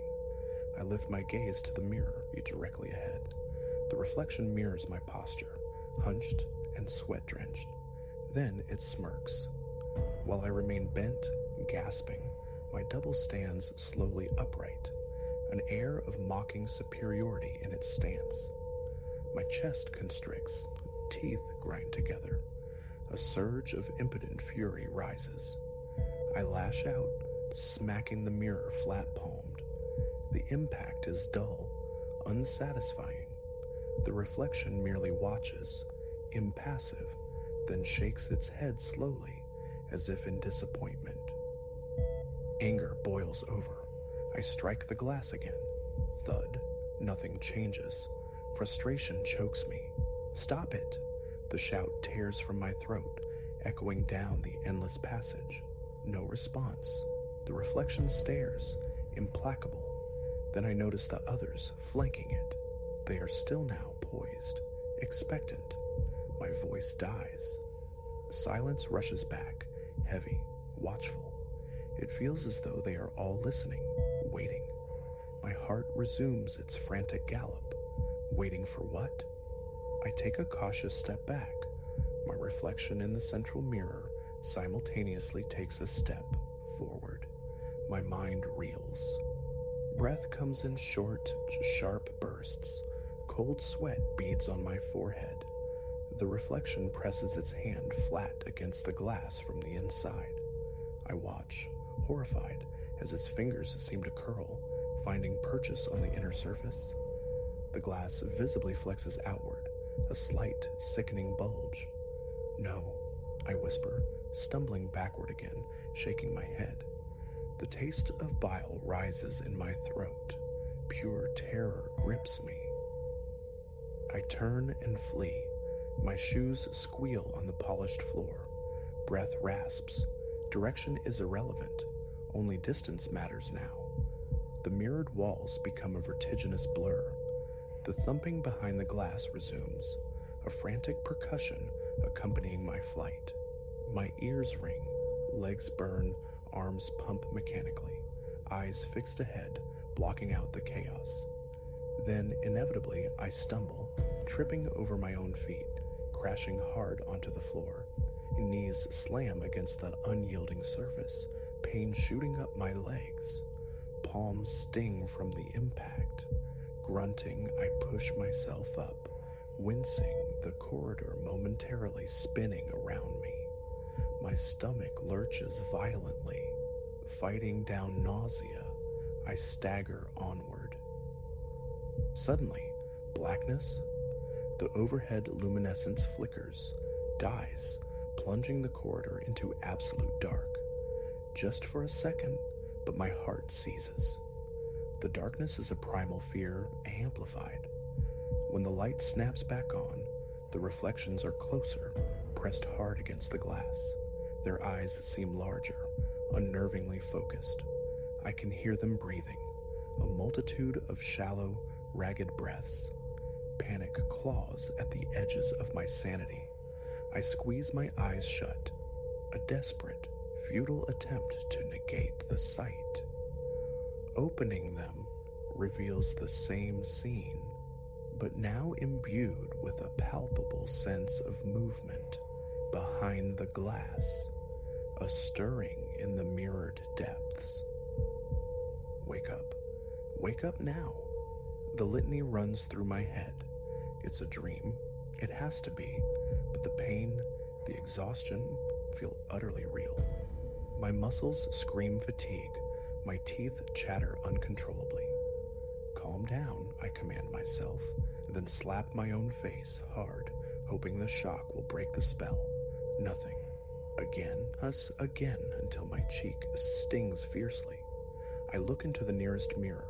My reflection mimics the action, but again, that infinitesimal, horrifying delay. Tears of frustration and fear blur my vision. I scrub them away.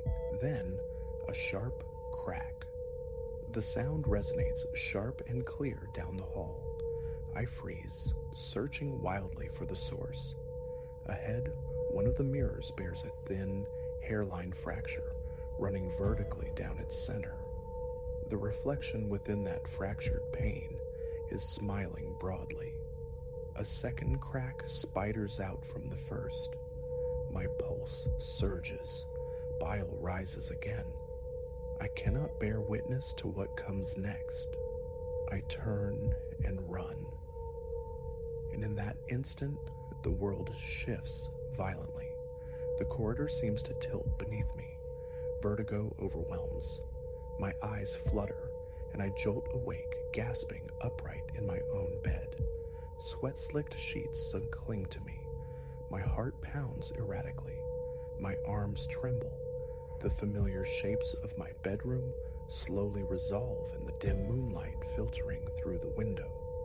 Distant traffic hums, a sound blessedly ordinary.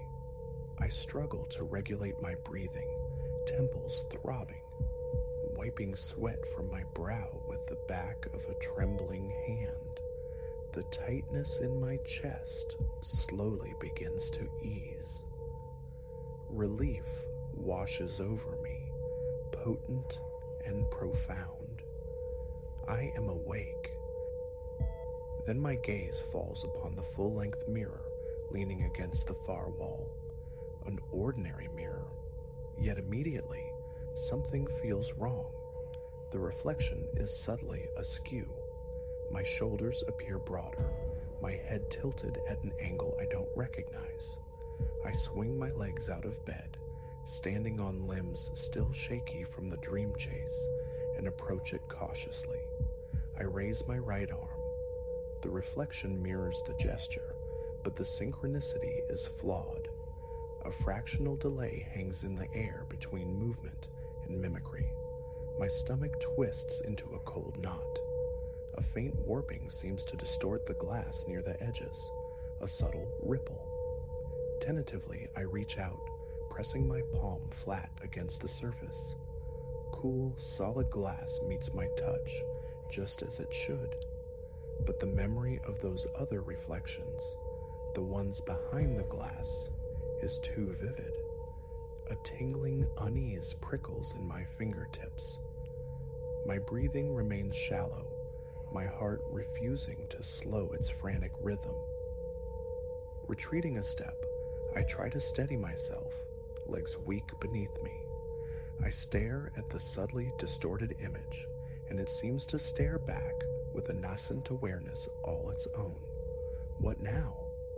Part of me screams to cover it, drag it from the room, shatter it. But another morbidly fascinated part cannot look away. Those other selves, pounding, scraping, pressing against their transparent prison, did one find a way through? Did the dream bleed into waking? A full-body tremor of dread ripples through me. I lick dry lips, tasting salt. So I stand here now, locked in a silent standoff with my own reflection, waiting, watching for it to move independently. The mirror shows only my room behind me. Bed, lamp, closet door, all reassuringly mundane. Yet the posture of the figure within the glass remains subtly wrong. A twist in the spine, a set to the shoulders that isn't mine. My pulse hammers in my throat. I want to break eye contact, but cannot. Palms slick with sweat. Breath is still unsteady. I flick the bedside lamp switch. Harsh yellow light floods the room, chasing shadows, but the aberration in the mirror persists. The subtle warp, the fractional lag, they remain. Uncertain, I step back and sink onto the edge of my bed. The mattress groans softly. I rub my eyes fiercely, but reopening them reveals the same disquieting image. The dream clings, its residue staining reality. My body aches with phantom exertion, as if I truly ran those impossible miles. How do I confront this? For now, paralysis holds me. I can only stare, hoping desperately it's a trick of exhaustion, praying it doesn't worsen. A dull ache settles deep in my gut. I realize I've been holding my breath and force a shaky exhale. Adrenaline still courses through me, leaving me trembling. It's not just in my head. Something is fundamentally wrong with the mirror. How? Why? These questions are unanswerable. It is simply different, changed. My reflection's eyes seem darker, deeper, just as they were in the endless hall. Silence stretches, thick and heavy. I watch. The distortion holds. The thought of moving the mirror, covering it, surfaces again, but fatigue and a paralyzing fear keep me rooted to the spot. So I sit, waiting for my racing heart to quiet, wondering with chilling certainty if I will see it blink when my own eyes are wide open. Now, every glance towards that glass summons the same suffocating dread I knew in the corridor. The dream hasn't ended. It has merely changed venue. How do I escape this? Sweat prickles my skin anew. Breathing remains a conscious effort. My mouth is parchment dry, heart a frantic prisoner in my ribs. I listen intently for the slightest sound, watch for the barest flicker of independent movement from the figure in the glass. The quiet is immense, terrifying. The conviction hardens. The dream followed me home. Eventually, I lie back on the bed, eyes fixed on the ceiling, darting nervously towards the mirror every few seconds. My muscles remain coiled, tense. Sleep beckons, eyelids heavy, but I fight it off, terrified of returning to that place, terrified of what might happen if I close my eyes. What if the reflections find their way out while I sleep? So I remain awake, vigilant, staring at that subtly warped image trapped in the glass, a knot of sickness tightening in my stomach, skin clammy with cold sweat, trying desperately not to drift off. Caught here, suspended between nightmare and reality, unsure which side of the looking glass is truly home anymore.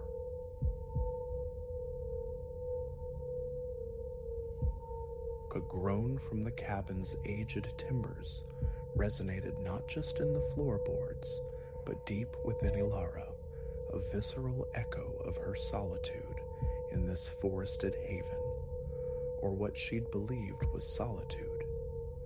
With the sun bleeding its last light below the jagged silhouette of the pines, painting the clearing in strokes of elongated shadow, a flicker at the woodline snagged her gaze. In that suspended heartbeat, the sanctuary warped, its promise of peace curdling into the icy premonition of a nightmare. Months she had yearned for this reprieve. The city's relentless clamor, its ceaseless friction, the soul-grinding demands of her profession, a weight threatening to crush her. Discovering the listing for this isolated dwelling felt like unearthing a hidden spring. No signal bars, no digital tethers, only the raw communion of self and wilderness. The initial 48 hours unfurled like a dream. She traversed moss-carpeted trails, lost herself in novels beside the hearth's gentle crackle, and surrendered to sleep more profound than any she'd known in years. Silence, once a void, became a restorative presence, punctuated solely by the susurrus of leaves and the flute-like calls of unseen birds. But the third evening brought a dissonance. Perched on the cabin's narrow porch, a glass of deep red swirling in her hand, Ilara watched the sky ignite in a final, defiant blaze of orange and violet. As true dark began to pool in the hollows, the familiar woods seemed to draw closer, their shadows deepening, acquiring an unnerving sentience. It was then she saw it, that brief, furtive motion amongst the trees. A deer, perhaps? Wishful thinking. It reappeared, starker this time against the gloaming. Too substantial for any four-legged creature, its passage too deliberate, too observant. Her pulse leaped, a frantic bird against her ribs. The wine glass found the rough-hewn railing, but forgotten. How utterly exposed she felt, bathed in the porch light's small circle. Slowly she rose, muscles tightening, eyes straining into the encroaching blackness. Hello? The word emerged thin, fragile against the immense quiet. Is anyone there? Only silence answered, yet it was a different quality of silence now, taut, expectant. She pivoted toward the cabin door, a primal urge screaming for sanctuary, for the solid reassurance of lock and bolt. Her fingers brushed the cool metal of the knob just as the sharp snap of a twig shattered the stillness. Her head whipped around. There, poised at the clearing's edge, stood a silhouette. Even dimmed by distance and fading light, the form resolved into that of a man, tall, wide across the shoulders, his face an indistinct smudge within the shadows. He remained utterly immobile, a statue carved from night watching her. Fear, cold and paralyzing, turned her limbs to stone. An eternity seemed to pass in that frozen tableau, the hunter and the hunted locked in a silent acknowledgement. Then he shifted, taking a single, unhurried step forward. The spell shattered. Ilara scrambled inside, the heavy door slamming shut with a resonant thud. Her fingers, clumsy with adrenaline, fumbled with the deadbolt, then secured the chain, a flimsy piece of metal that felt laughably inadequate. Go away. Her voice, projected through the solid wood, trembled despite her effort to inject steel into it. "I've called the police." A desperate fiction, the digital void surrounding the cabin rendered it impossible. She was adrift, utterly alone. Retreating from the door, her thoughts spun wildly. Why was he here? A lost hiker strayed far from any marked trail, or something infinitely more predatory? A soft thump against the cabin's flank made her flinch violently. Another followed, further along the wall. He was circling, testing, like a wolf assessing the strength of the pen.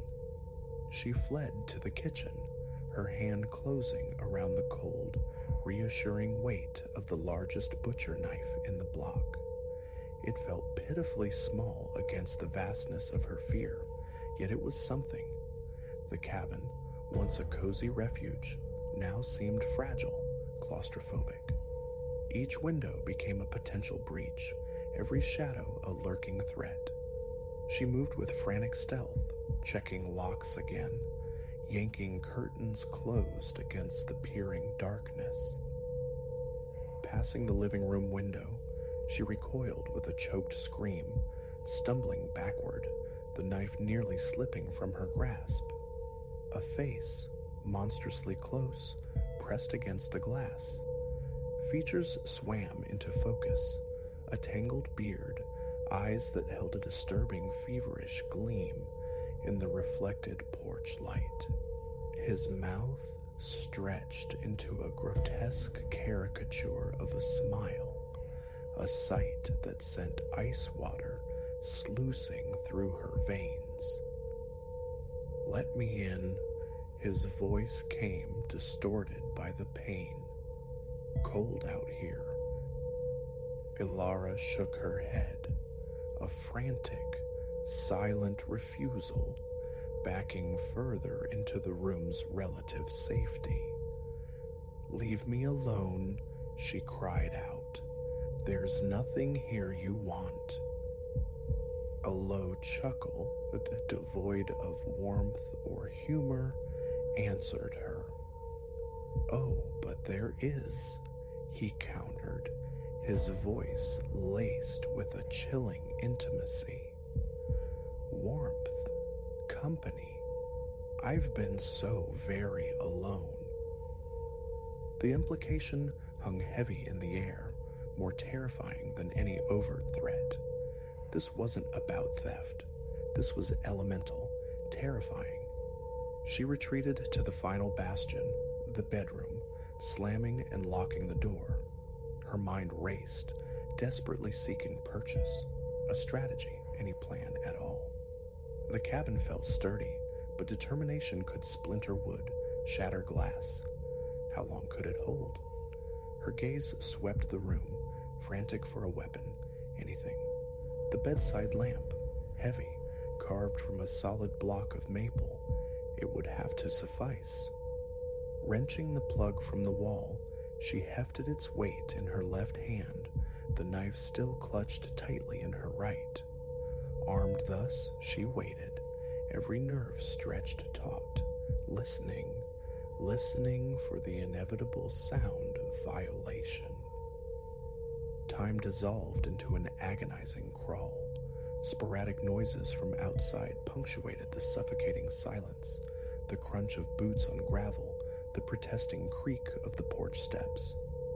Each sound jolted her, resetting the frantic rhythm of her heart. Exhaustion began its insidious creep. Her arms burned from the sustained tension of holding her meager arsenal, yet dropping them felt unthinkable. The initial surge of adrenaline ebbed, leaving behind a nauseating tremor. Just as the strain threatened to buckle her resolve, a new sound ripped through the night, the unmistakable jagged music of shattering glass. He was inside. Her grip tightened on the lamp and knife. She flattened herself against the wall beside the bedroom door, positioning herself in the blind spot. Footsteps echoed through the small cabin, unhurried, almost casual. Come out, little mouse," he crooned, the playful tone making her skin crawl. "I promise it won't hurt, not much." Hot tears pricked at her eyes, but she blinked them back with furious resolve. Weakness was a luxury she could not afford. Not now. The footsteps drew nearer. Floorboards groaned just outside her door. "I know you're in there," he murmured, his voice chillingly close. "Don't make this difficult." The doorknob rattled violently. Ilara held her breath, muscles coiled, poised to spring. Then, with a sickening crack of splintering wood, the door imploded inward. He stood framed in the ruined doorway, a crowbar held loosely in one hand, his silhouette stark against the dim light from the other room. Time seemed to stutter. She saw the flicker of surprise in his eyes as he registered her position, right beside the threshold. She saw his arm begin to lift the crowbar. She gave him no chance to complete the motion. With a raw cry born of terror and fury, Ilara swung the heavy lamp base with every ounce of strength she possessed. It connected with his skull with a sickening, wet thud. He staggered, a grunt escaping him, stunned but not felled. Without pausing, she launched herself forward, driving her shoulder hard into his solar plexus. They crashed to the floor in a tangle of limbs, the knife and crowbar skittering away across the wooden planks. A desperate, flailing struggle ensued, strength against sheer primal desperation.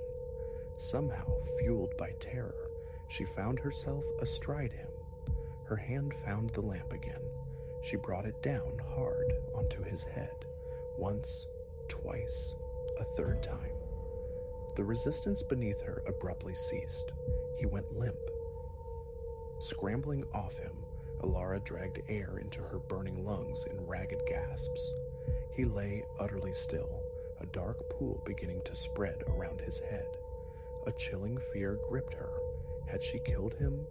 Then she saw the faint, rhythmic rise and fall of his chest, unconscious, alive. Relief washed over her, so potent it nearly buckled her knees. Staggering upright, she looked around wildly. He had to be secured.